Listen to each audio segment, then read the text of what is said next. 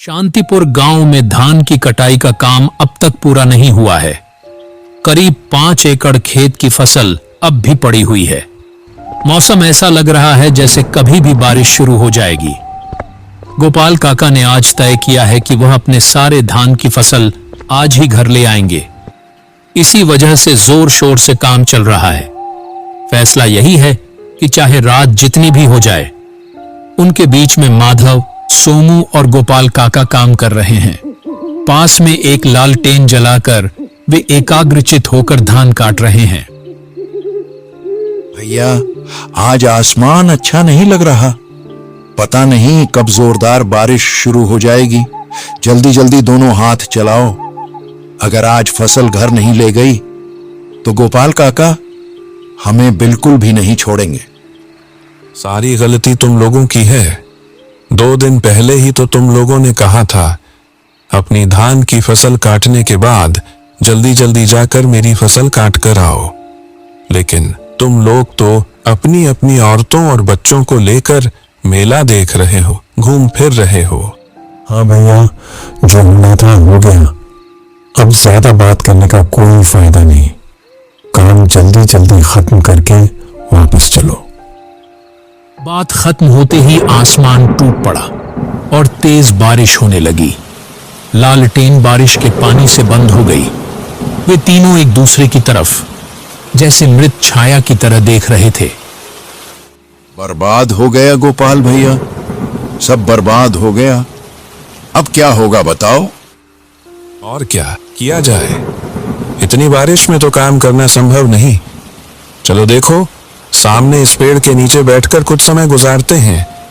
देखते हैं ऊपर वाला हमारा हाल देखता है या नहीं। लेकिन गोपाल भैया देखो, भैरव सिंह के खेत पानी में डूब रहे हैं। वो क्या कर सकता है?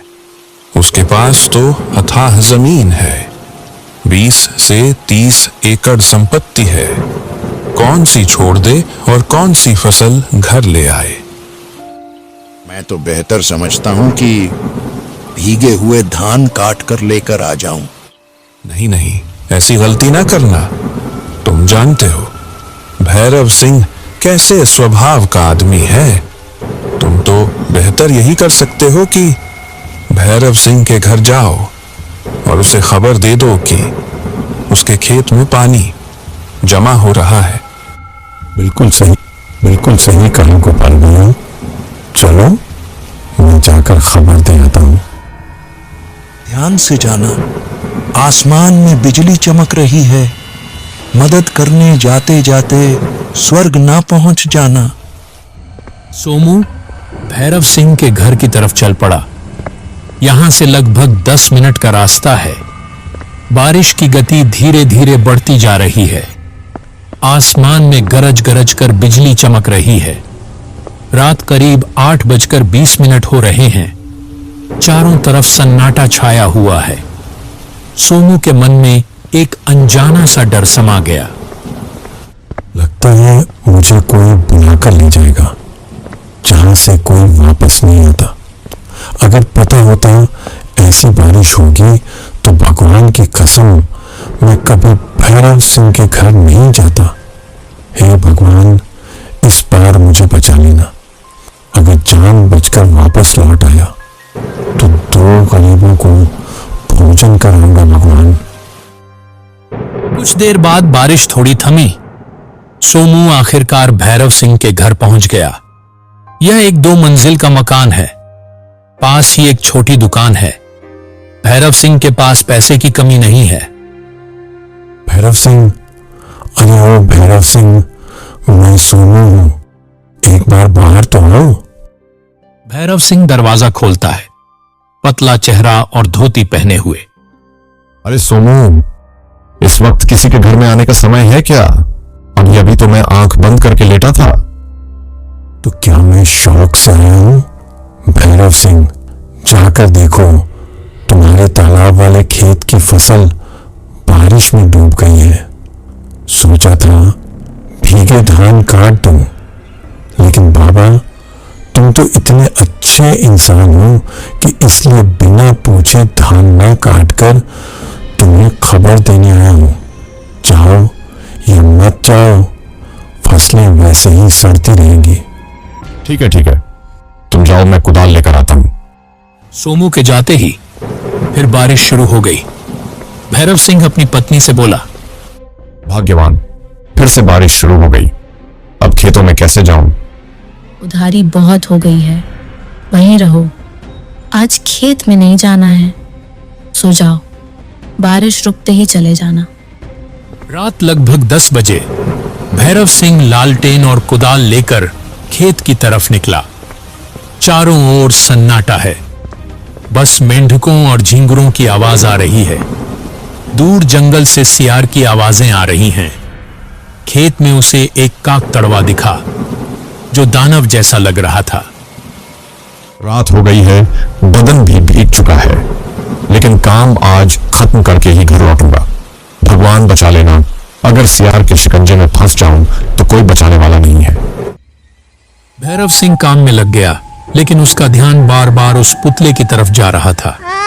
अचानक उसे बारिश के बीच एक अजीब हंसी सुनाई दी। कौन इतनी रात को हंस रहा है? हिम्मत है तो सामने आकर दिखाओ। मैं तो तेरे सामने ही हूँ, देखने के लिए आंख नहीं, मन चाहिए। भगवान की कसम, सामने आ। भगवान ने ही तो मुझे भेजा है। भैरव सिंह ने देखा कि पुतला वहां नहीं था। उसे लगा कि यह उसकी आंखों का धोखा है। वह डर के मारे घर की ओर भागने लगा। तब उसने देखा कि कुछ लोग कंधे पर खटिया लेकर उसकी तरफ आ रहे हैं। बोल हरि बोल, बोल हरि बोल। इतनी रात को इस लाश को कहां ले जा रहे हो? आसपास कोई निशान नहीं है। उन लोगों ने लाश को भैरव सिंह की जमीन पर ही छोड़ दिया और चले गए। लाश पर बारिश का पानी गिर रहा था। अचानक लाश उठ बैठी और हंसने लगी। कौन हो तुम और ऐसे क्यों मुस्कुरा रहे हो? तुम्हारी आंखें ये सामान्य नहीं है। मैं कौन हूं? क्या आपको याद नहीं 3 साल पहले क्या हुआ था? 3 साल पहले श्रवण एक गरीब किसान था। उसकी पत्नी सरला का लीवर खराब था और उसे ऑपरेशन की जरूरत थी। भाग्यवान, अब चिंता मत करो। देखो, 2 दिन में धान की कटाई शुरू हो जाएगी। मैं तुम्हें शहर ले जाऊंगा तुम्हारा ऑपरेशन करवाने। अरे ओ श्रवण, पिछले साल का बकाया अब तक नहीं दिया। इस बार खेत का सारा धान मैं ले लूंगा। ये क्या बोल रहे हो भैया? मेरी बीवी बीमार है, उसका ऑपरेशन होना है। इस बार माफ कर दो। मैं अगले 2 साल तक सारी फसल आपको दे दूंगा। बस इस साल की फसल मुझे भिक्षा में दे दो। यह बहाना नहीं चलेगा। तू घर जा, बाकी मैं देख लूंगा। भैरव सिंह ने जबरदस्ती सारा धान जब्त कर लिया। श्रवण के पास इलाज के लिए पैसे नहीं बचे। मुझे माफ कर दो सरला, मैं तुम्हें बचा नहीं सका। भारी बारिश में श्रवण अपनी बीमार पत्नी को गोद में लेकर अस्पताल की ओर भागा, लेकिन रास्ते में ही सरला ने दम तोड़ दिया। न्याय न मिलने पर श्रवण अपनी पत्नी की लाश लेकर नदी में कूद गया। मैं सिर्फ तुम्हारी वजह से अपनी बीवी को नहीं बचा सका। जब तक मैं तुम्हें मार नहीं दूंगा, मैं आजाद नहीं होऊंगा। श्रवण की आत्मा धीरे धीरे भैरव सिंह की ओर बढ़ने लगी। भैरव सिंह डर के मारे कांप उठा। तभी दूर से गोपाल काका, माधव और सोमू वहां पहुंचे। मुझे बचाओ, मैं भैरव हूं। उन लोगों को आते देख श्रवण की आत्मा पीछे हटने लगी और वापस उस पुतले में समा गई। मैं तुझे आज मार ना सका, तू बच गया, लेकिन मैं तुझे जीने नहीं दूंगा। जब तक तेरा अंत नहीं होगा, मुझे मुक्ति नहीं मिलेगी।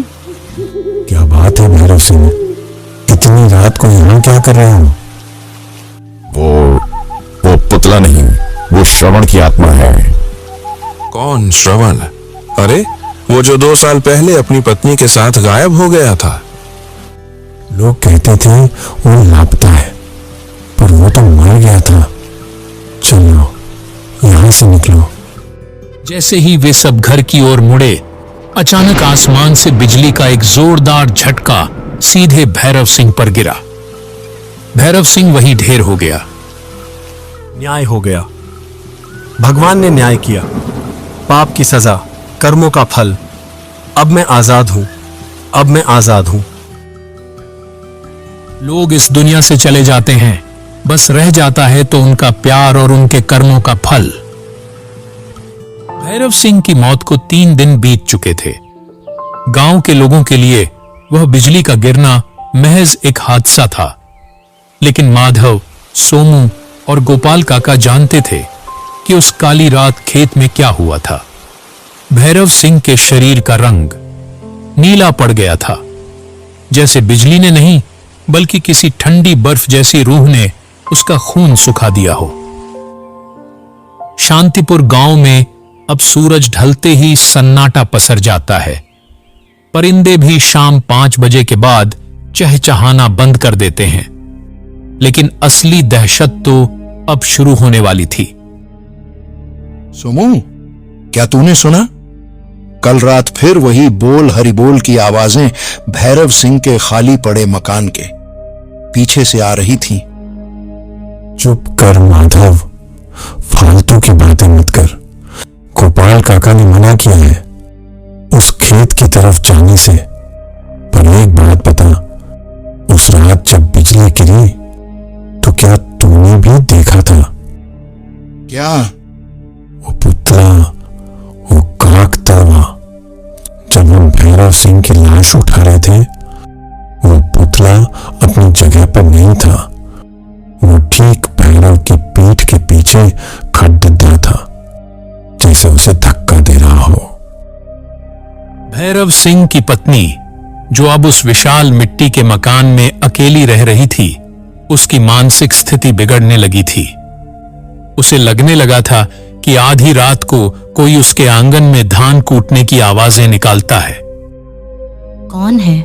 भैरव, क्या आप वापस आ गए? मैंने कहा था ना, उस रात मत जाओ। देखिए, उधारी चुकाने के चक्कर में आप हमें ही छोड़ गए। उधारी अभी बाकी है, ब्याज समेत। अचानक घर के सारे दिए बुझ गए। खिड़की के बाहर वही पुतला खड़ा था। उसकी फटी हुई आंखों से लाल रोशनी निकल रही थी। वह हवा में नहीं बल्कि जमीन से 2 इंच ऊपर तैर रहा था। पत्नी की चीख भी गले में ही दब गई जब उसने देखा कि पुतले के हाथ में वही कुदाल थी जो भैरव सिंह लेकर गया था। अगले दिन सुबह पूरे गांव में खबर फैल गई कि भैरव सिंह की पत्नी भी गायब है। घर का दरवाजा अंदर से बंद था, लेकिन वह कहीं नहीं मिली। गांव के मुखिया और गोपाल काका खेत में इकट्ठा हुए। यह साधारण बात नहीं है। श्रवण की आत्मा शांत नहीं हुई है। भैरव ने उसके साथ जो पाप किया था, उसका बदला पूरे गांव को भुगतना पड़ सकता है, क्योंकि हम सब उस वक्त खामोश थे। तो क्या किया जाए काका? क्या वो पुतला सबको मार डालेगा? हमें उस पुतले को जलाना होगा। जिस खेत में वो खड़ा है, वहीं उसकी जड़ों को खत्म करना होगा। लेकिन याद रखना, वो पुतला नहीं है, वो श्रवण के दुख और क्रोध का प्रतीक है। रात के 11 बजे आसमान में घने बादल छाए हुए थे। गोपाल काका, सोमू और माधव मशालें लेकर खेत की तरफ बढ़े। हवा इतनी ठंडी थी कि हड्डियां कांप रही थीं। जैसे ही वे उस जगह पहुंचे जहां पुतला खड़ा रहता था, उनके पैरों तले जमीन खिसक गई। वहां एक नहीं बल्कि सैकड़ों पुतले खड़े थे। पूरे 5 एकड़ खेत में जहां देखो, फटे पुराने कपड़ों वाले डरावने पुतले खड़े थे। सबकी गर्दनें एक साथ घूमी और उन्होंने गोपाल काका की तरफ देखा। काका, भागो, यहां से भागो, ये सब जिंदा है। रास्ता बंद हो गया है। देखो, पीछे वाले पुतले करीब आ रहे हैं। बोल हरि बोल, बोल हरि बोल। अचानक उन पुतलों के बीच से एक साया निकला। वह श्रवण था। उसकी शक्ल अब पहचान में नहीं आ रही थी। चेहरा मिट्टी और कीचड़ से सना हुआ था और आंखों की जगह सिर्फ गहरा काला गड्ढा था। गोपाल काका, आप अच्छे इंसान हैं। हट जाइए।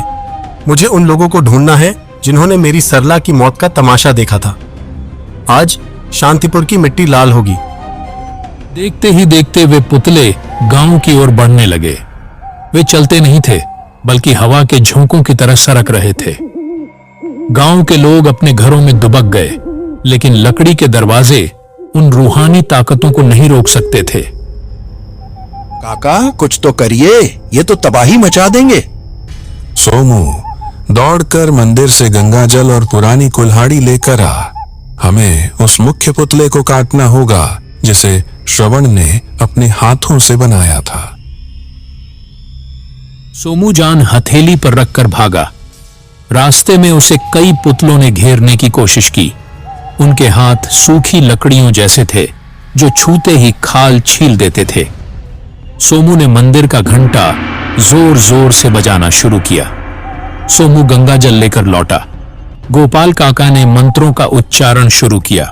उन्होंने देखा कि श्रवण की रूह उस मुख्य पुतले के पास खड़ी थी जो भैरव सिंह के खेत के बीचों बीच था। श्रवण, रुक जाओ। बदला लेने से सरला वापस नहीं आएगी। तू अपनी आत्मा को नर्क की आग में झोंक रहा है। हमें माफ कर दे कि हम तेरी मदद नहीं कर पाए। माफी? जब मेरी पत्नी तड़प रही थी तब कहां थी ये माफी? आज हिसाब बराबर होगा। जैसे ही श्रवण ने हमला करने के लिए हाथ उठाया, गोपाल काका ने गंगा जल उस पुतले पर छिड़क दिया और माधव ने मशाल फेंक दी। आग की लपटें आसमान छूने लगीं। पुतले के जलते ही पूरे खेत के बाकी पुतले भी अपने आप राख होने लगे। चीखें इतनी भयानक थीं कि जैसे हजारों लोग एक साथ रो रहे हों। धीरे धीरे आग शांत हुई और धुएं के बीच सरला की एक धुंधली सी आकृति दिखाई दी। उसने श्रवण का हाथ थामा और दोनों धीरे धीरे रोशनी में विलीन हो गए। सुबह हुई। सूरज की पहली किरण ने जब खेत को छुआ तो वहां सिवाय राख के कुछ नहीं था। न पुतले, न भैरव सिंह की हवेली का वह डर। लेकिन एक चीज रह गई थी। खेत के बीचों बीच जहां आग लगी थी, वहां धान की एक ऐसी फसल लहलहा रही थी जो सोने जैसी चमक रही थी। गांव वालों ने समझ लिया कि श्रवण ने उन्हें माफ कर दिया है और अपनी मेहनत का आखिरी फल छोड़ गया है। शांतिपुर में अब फिर से शांति है, लेकिन आज भी जब कभी तेज बारिश होती है और बिजली कड़कती है तो गांव का कोई भी इंसान खेत की तरफ अकेले नहीं जाता, क्योंकि सबको डर है कहीं कोई नया पुतला फिर से न खड़ा हो जाए।